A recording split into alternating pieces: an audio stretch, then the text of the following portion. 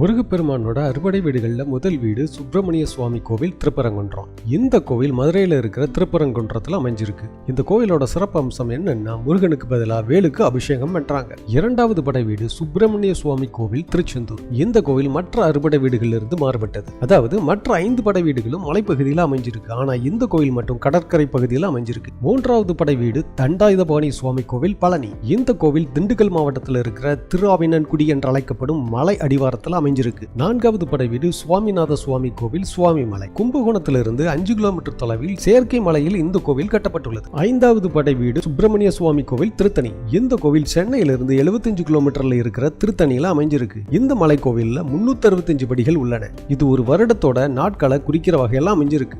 ஆறாவது படை வீடு சுப்பிரமணிய சுவாமி கோவில் பழமுதிர்ச்சோலை. இந்த கோவில் மதுரையிலிருந்து 20 கிலோமீட்டர் தொலைவில் இருக்கிற சோலை மலையில் அமைஞ்சிருக்கு.